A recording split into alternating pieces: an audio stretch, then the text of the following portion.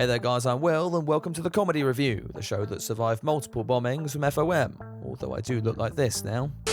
It's also the show where we talk about things that happen in motorsport. Things like this. Esteban Ocon tries out the new Haas upgrade, Ollie Behrman touches a kid, and Liam Slowson rivals the Comedy Review for saying things only for them to age like shit. I think, yeah, the weather would help us a lot, I think, from where we're starting. And a lot more to come, but we start here. The dawn of the Chinese Grand Prix weekend was overshadowed by the tragic news of the loss of former F1 team boss Eddie Jordan, who died at the age of 76 from prostate cancer. Admittedly, that's a bit of a heavy way to open a video titled The Comedy Review, but I feel like it had to be acknowledged. Tributes came flooding in from all corners of the paddock, most notably at Aston Martin, formerly the Jordan team from the 1990s and early 2000s.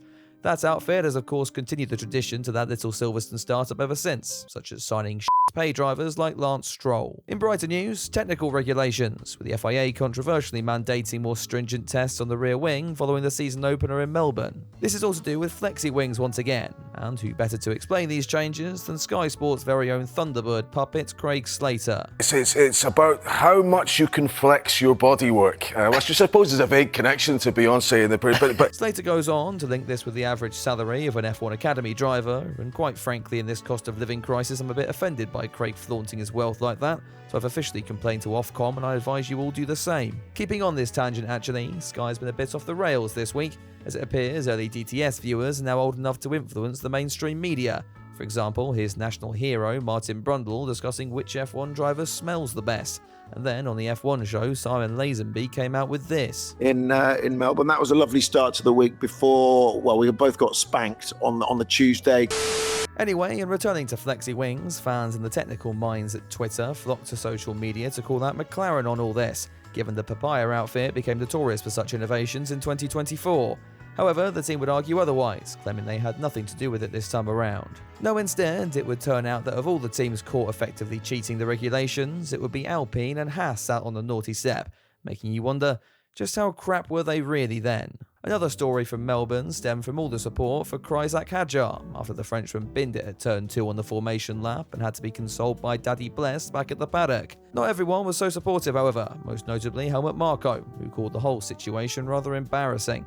Granted, Marco's POV does look like this, so to him it just looked like Kryzak's balling on his own. Finally in the news, it was Comic Relief this week, a celebration all about raising money and giving opportunities to underprivileged families. You know, the ones Ollie Behrman and George Russell still perceive as ancient myths. It was really nice to see F1 take part this year, and if you're not sure what I'm talking about, there was clearly this competition to design the ugliest trophy/fleshlight for this weekend's sprint winner, and Ferrari's outreach program to its fans for new merch ideas. The winner taking a similar stance to this as we do with wine. These pieces were clearly dated all the way back to February 2024. I've talked about this and more on my brand new podcast, and yes, it appears my midlife crisis really has come early. It's called Talk Shifts, not Talk Shafts, that's the OnlyFans cut, and it's live now on its own exclusive channel. If you could check that out and subscribe, I'd really appreciate it. And you know what, here's an extra clip just to whet your appetite. And that's that. Then at least you've proven something, but it's all based on a hypothetical, not wanting him, wanting to put him in Red Bull is based on his hypothetical mentality of how he would be there. But you can't know that until he's there. Yeah, it's a bit like hating me for a joke I made about, a children's hospital about 4 years ago. So for anyone watching from Reddit... I don't like children's hospitals either. I think they should be defunded. Links in the description. Please subscribe, as right now it looks f***ing embarrassing.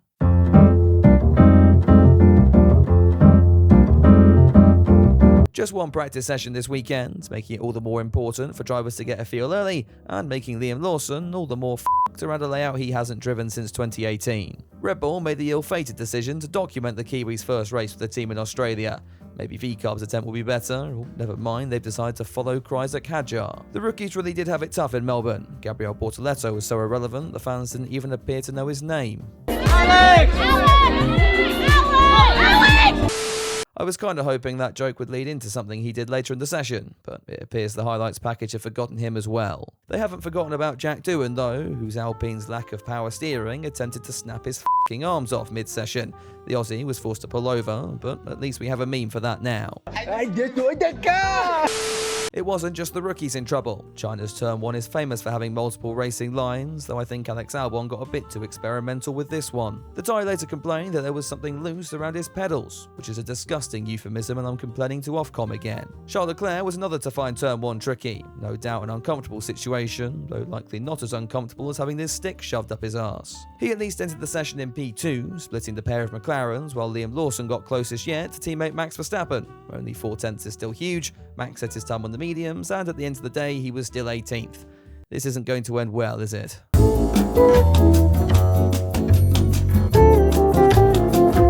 Lance Stroll and Ollie Behrman found themselves in trouble during SQ1, the pair being investigated for impeding. This was later dropped after the stewards came to the conclusion that it probably didn't matter and no one would care. The other house of Ocon, who I feel I have to constantly remind myself still exists in this sport, found himself perpendicular to the track out of the final corner. Not an ideal way to end the lap, though still faster than Slowson, who was 20th. You know, I'd like to take this opportunity to personally apologise to Sergio Perez. We really didn't realise how good we had it. The Kiwi would be joined by Ocon, Hulkenberg and the two Alpines in the drop zone, as the remaining 15 cars headed into SQ2. I don't quite know what Kreisach did in this session, besides cocking up both of his laps and being repurposed by the team as a slipstreaming device for Tsunoda. This at least worked, with the Racing Bulls driver just scraping into the top 10 shootout. There were surprises behind, for all one embarrassing Sainz yet again, while Lance Stroll outqualified Fernando Alonso and the Aston Martin. And yeah, I really just said that, didn't I? As we got to SQ3 then, the big question on everyone's lips was who would take pole, and on which side of the McLaren garage were they? Early indications sure pointed the way of Oscar Piastri, with Norris too busy flipping off his car for some reason, the Mercedes appearing to be Papai's closest challenger. That would have been upsetting news for #Blessed, whose move to Ferrari appears to have seen the Briton take a step down the pecking order. Oh, never mind, he's got pole. Alright, well I guess I'll just go f*** myself then.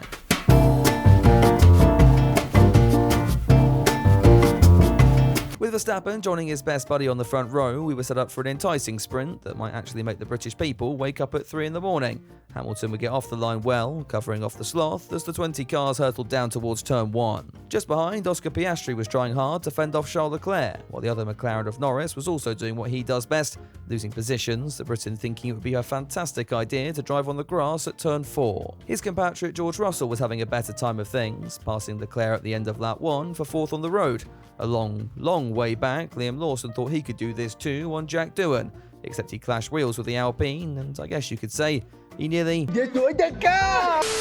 The midfield was really where it was at for the majority of this one, Gasly and Hadjar giving Slowson a masterclass on how to overtake, though still it could be worse. Norris was now dropping back from the car in front, and the car in front was occupied by Lance Stroll. At the front, Hamilton had checked out, and Piastri was now sizing up a move on Verstappen for second, the Dutchman's tyres now more closely resembling Helmut Marko's ballsack. There was a similar battle going on a little further back, George Russell now clinging on to 4th with the rampant Charles Leclerc following close behind. The day would all be about his teammate, however, as Lewis Hamilton crossed the line to win for the first time at Ferrari, and given this was only a sprint, we all looked around confused about how excited we were allowed to be. Well, at least Franco Colapinto was cheering, not for the British, obviously. Jack Doohan had just rather impressively managed to punt off both the Saubers. Guess he really has now. Look, I'm just going to milk this while I still can. Huge shout out to #Blessed, who no doubt will treasure his new fleshlight, and we've got to acknowledge Hadjar as well for making it further than the formation lap, and Lando Norris for adding one more to the bottle counter for the year, and finally making it past Lance Stroll. On a more serious note, it was interesting to see McLaren's supposed dominance clipped following the FIA's latest technical directive, despite them saying nothing was wrong with their car whatsoever. And maybe that's not all they should be afraid of. Well, at least according to our Expelland of the week.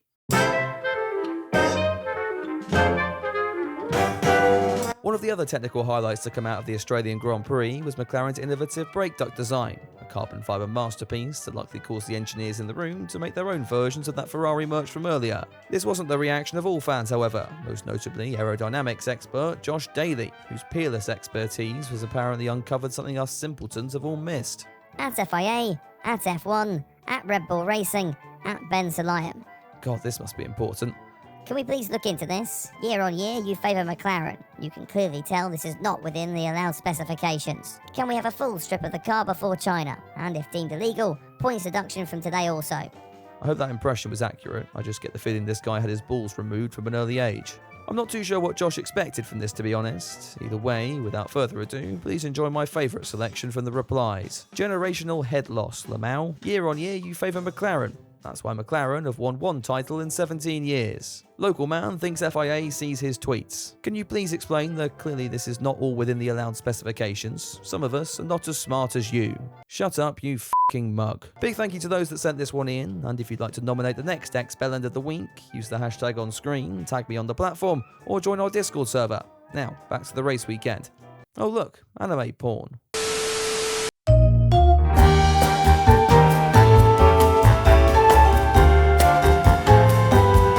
Jack Doohan was in dire need to cause a stir following what happened at the end of the sprint. Unfortunately, he was only able to cause a brief yellow flag in Q1, as both Alpines were eliminated once again. It was a different story for the pair of racing bulls, both drivers spending time at the top of the table, which reminds me, where's Lawson got to?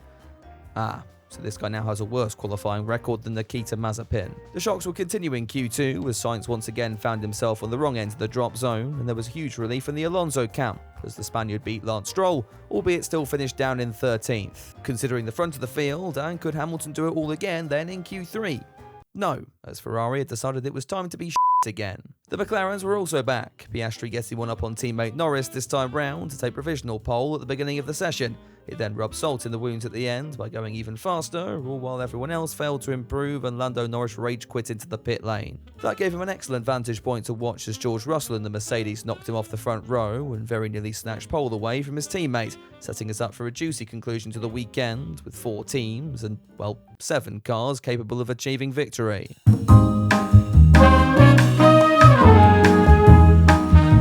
For the second time this weekend, then, the 5 red lights would go out and the leader would hold said lead off the start, Piastri hanging on despite a dive bomb from Russell into turn 1. When that failed, it presented an opportunity to Lando Norris, who cruised around the outside of the Mercedes. That meant the Briton had actually made a position on the opening lap, which is about as miraculous as F1 finding 8 minutes worth of highlights in this one. Just behind the leading trio, you had Charles Leclerc, who clearly wasn't happy with the setup of his car after qualifying.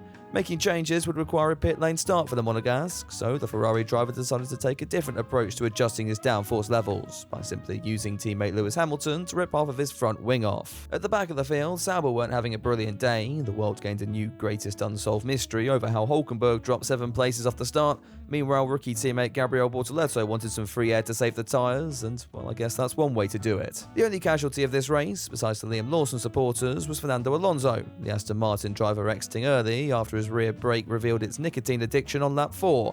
Well, it's nice to see Newey's influence already paying off at least. The next 10 laps were great for those of us up early in the UK who could just go back to sleep again. Things got a little more interesting on lap 15 as the leaders came into the pits, Piastri suffering a slow stop and paying for it by having to watch Lance Stroll attempt to navigate turn 1. Things were even less ideal for teammate Norris, who had to box 1 lap later and ended up losing out to George Russell in the Mercedes. This was a great inconvenience for the championship leader, who had to spend 2 whole laps smelling King's Lynn arse crack before re-establishing the order at the front. Over in Ferrari land, Leclerc's DIY aero upgrades seemed to be paying off. He was now quicker than teammate Hamilton, to the point where the 44 car was ordered to give up track position.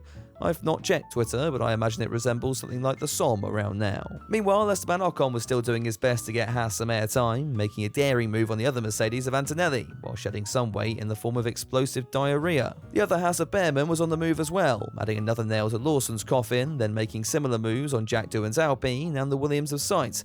That gave Ollie the chance to practice his Italian, which was funny the first time, though quickly got old when he tried recycling the phrase later in the race, though I'm not quite sure I'm the best person to comment on all that. Things hadn't been so productive for the Racing Bulls outfit, with both cars dropping out of the top 10, and now Yuki Tsunoda's front wing making a bid for freedom with 10 laps to go. Speaking of the cripples, Leclerc's modifications were starting to work against him, with Max Verstappen getting by into 4th in the closing stages. The other Ferrari of Hamilton was getting his second course of Ferrari strategy mushrooms, the team boxing #blessed to get the fastest lap, before forgetting that you don't get a point for that anymore. All the leading battles had concluded by this stage, with Sky F1 beginning to prep their rain might be coming at the end excuse just to bolster their viewing figures. This all seemed to fade away when they realised there was trouble brewing for Lando Norris, who started complaining of a long brake pedal. The team were quick to inform the good old bottle cap that this would get worse with every single lap, and that Norris should manage this issue or risk retirement. So naturally, he decided to go even quicker. That very nearly spelled his downfall when the McLaren exhibited the stopping power of this class of primary school children on the final lap. Fortunately, the flag came in the nick of time for the Brit, who secured McLaren's 1-2, Piastri taking home a dominant first win of the season, and potentially staking a claim for this year's World Championship. You'd think that would be it, but I've learnt from Belgium last year, and soon after the cars crossed the line, Gasly and Leclerc were flagged up for their machines coming in underweight. This was great news for Hamilton fans, now satisfied that Charles could finally give that position after all. Oh, never mind, #Bless been disqualified too. All in all, not the most amazing Grand Prix in recent memory, though we were spoiled by Melbourne just 1 week ago. There was still an abundance of overtakes in this one, and despite there being no real battle for the lead, I'm going to hand this race a 5 out of 10. Some of you may think that's me being generous, to which I say, you've clearly never watched the Monaco Grand Prix before. For our post-race shout-outs, a huge congrats to Ollie Behrman for making the race pretty interesting, while also completing his Duolingo for the day, and Kimi Antonelli, who got driver of the day for doing all. Things don't appear to be so rosy though over in the Slowson camp. The Kiwi 15th after benefiting from a late Doohan penalty, and rumours swirling that he may not even be in that Red Bull as early as the next race in Japan. Yuki Tsunoda finally the leading candidate. There's now even some speculation it could be Hadjar getting the call up, and if that happens, I think I might just beat myself to death with my own f***ing microphone. Red Bull never learn, do they? Whoever gets that drive, I just wonder what happens if they also turn out to be as inept as Checo or Liam. What do Red Bull do then? Anyway, this is the comedy review and not the race, so go think about that for yourself. And if you enjoyed this one, be sure to drop it a like and get subscribed for more F1 and IndyCar content over the rest of the 2025 season. Speaking of, the Americans head to Thermal this weekend, so get ready for the comedy review on that soon, and pray for my sleep schedule while you're at it. Huge thanks to the patrons who get early previews and exclusive content these days. Oh, and here's your final reminder to subscribe to Talk Shift. God, that was possibly the longest list of plugs I've ever done, so if you haven't already, f*** off.